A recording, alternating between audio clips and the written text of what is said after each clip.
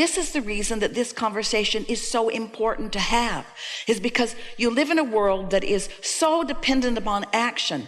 People factioning off, joining groups, trying to gain more power, and just beating each other up all day, every day, and no one feeling very good in the process of that.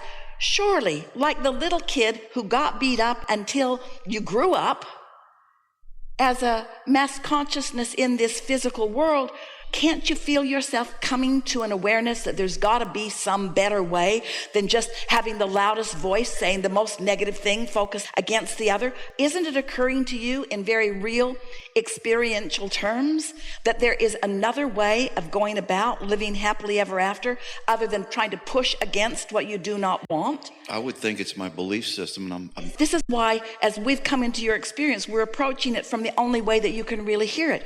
We say to you, we're not talking about somebody beating you up. We say you create your own reality, and you question that because it didn't. Yeah, but like why would I step into that? And then we say, because you're offering a vibration that law of attraction is responding to. And then we say, and you can control that vibration. You were never able to control that mean man.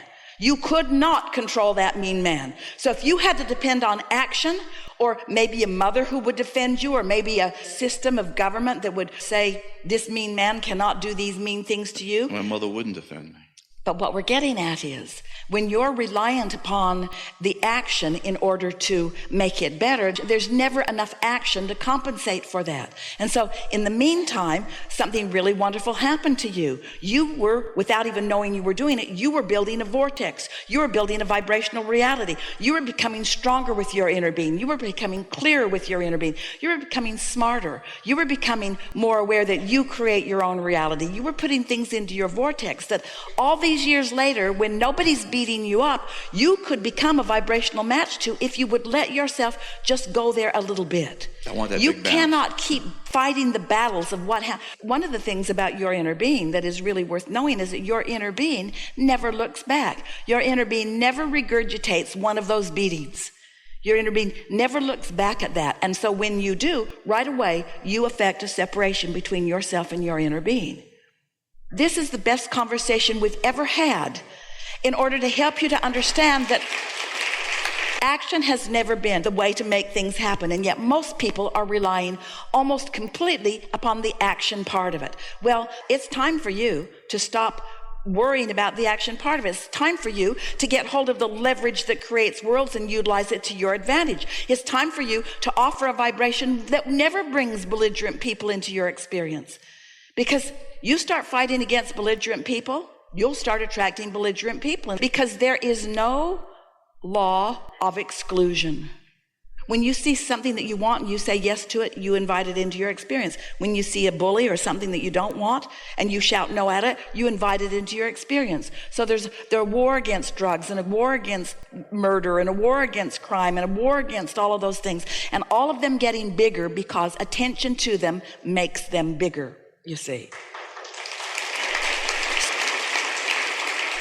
So then you all have to decide. And by telling your story of when you were little, it makes it harder for you or anyone to hear, because it's hard to imagine being a little kid and experiencing the wrath of some disconnected person and knowing what to do about it. We know that.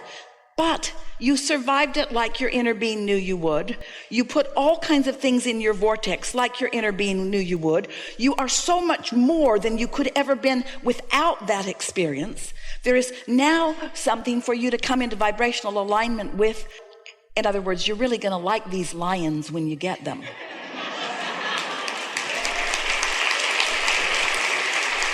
You're really, really going to like these lions when you get them. Because you've spent so much time creating all of this. And when you come into vibrational alignment with that, are there mean people in the world? Yes, there are. Are there belligerent people in the world? Yes, there are. Are there bullies in the world? Yes, there are. Would you like to protect all of the victims from these bullies? Yes, of course you would. But you can't protect anyone from a bully that you've got your sights on.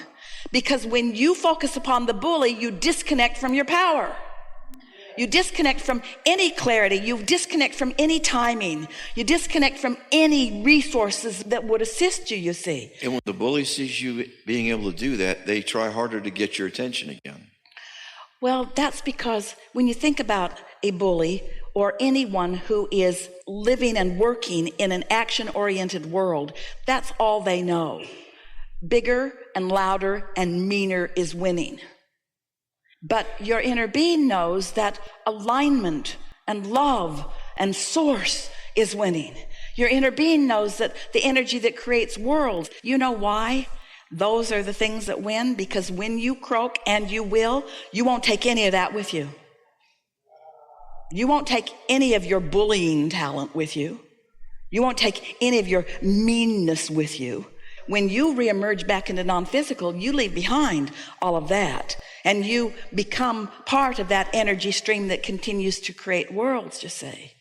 You see, much more than the beating, it was the awful way you felt. And the awful way you felt was because you were convinced that you weren't worthy when your inner being knows that you are.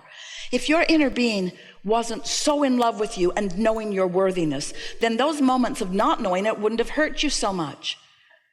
If your inner being had agreed with your stepdad and had said, yeah, beat him up, he needs it, then there would have been no separation between you, and you wouldn't have felt terrible. The tears are still falling down your face because your inner being adores you so much, and when you don't, you affect that crevasse. And that mean man is not around anymore doing that to you. And so your question is really a valid and important question. You say, why am I doing this to myself? Why would I be born into this? And why can't I let go of those beliefs? And we say, because you're still like so many people believing in the action instead of the energy. You're believing in the word instead of the alignment. You're believing in the word instead of the emotion. You can accomplish the emotion of love, but not while you remember that bad man.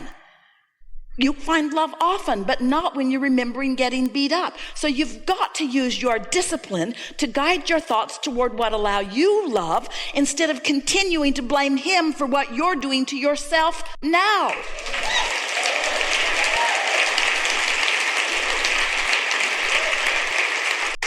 He beat you up. Yes, he did. And no one thinks that was a good idea. But why would you have chosen something like that? Why would you choose that? Because you knew that in having that experience, that you would put into your vortex a legacy, a life experience, that once you came into vibrational sync with it, you would feel the wholeness of who you are. You knew that independence was the only way that you would ever know your true value.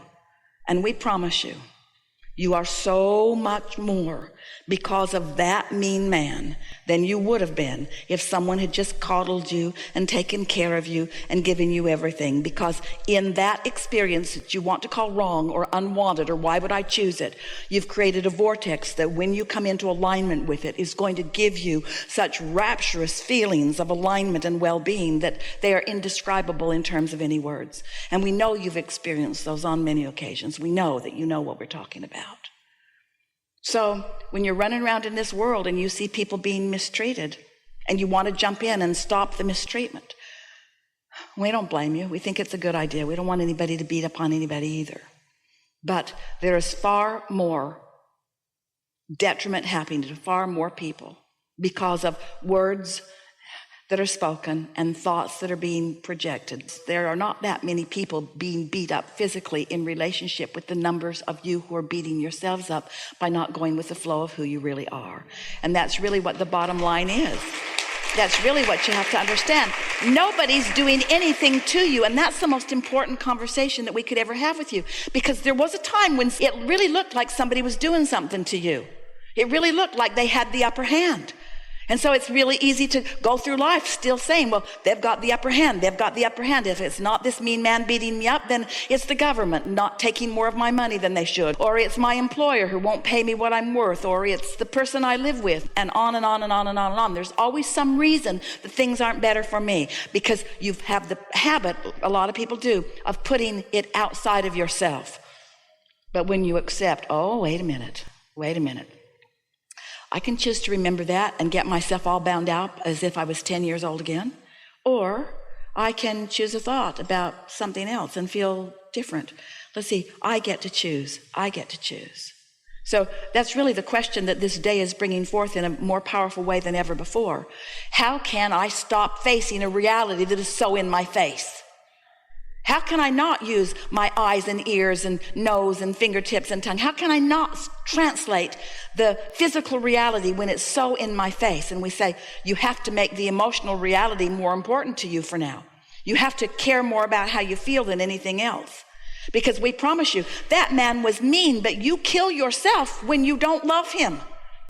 When you allow yourself to continue hatred towards somebody that maybe deserves it as much as anybody that we've ever talked about, you can't hate him without hurting yourself, because your inner being won't hate him. I don't really feel hate towards him. If I have any anger, it's really towards my mom.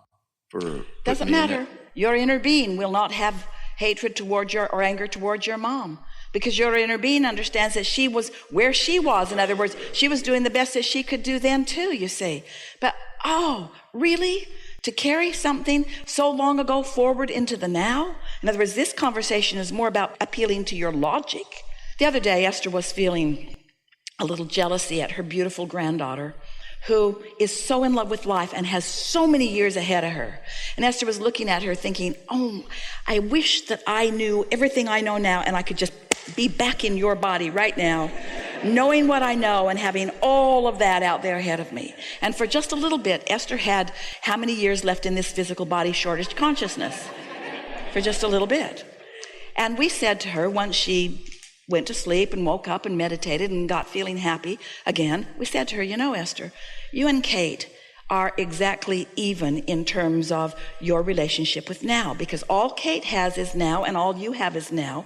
And in the now, all you have is your relationship with your inner being or not. In other words, Kate has the potential of being miserable in her now. You have the potential of being miserable in your now. You have the potential of being joyful in your now. Kate has the potential of being joyful in her now. That's all there is. It's your relationship with your inner being. It's your vibrational relationship with who you are. That's all you have right here and now, you see. And so as you start thinking thoughts like that, you have the ability to come into such harmony with who you are right now. And who you are right now is so much more than you would ever be if it had not been for that relationship with that man. And that's why you chose it. You chose that for then because you knew you were choosing this for now.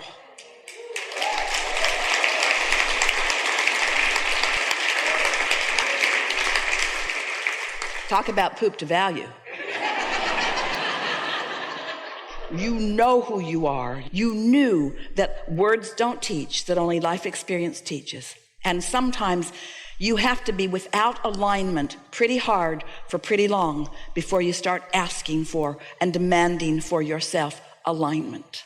And once you reach that place where nothing else will do, where everything else is irrelevant, where actions don't matter anymore, where nothing matters anymore, where the only thing that matters is your relationship with who you are, once you are there, then you're home free.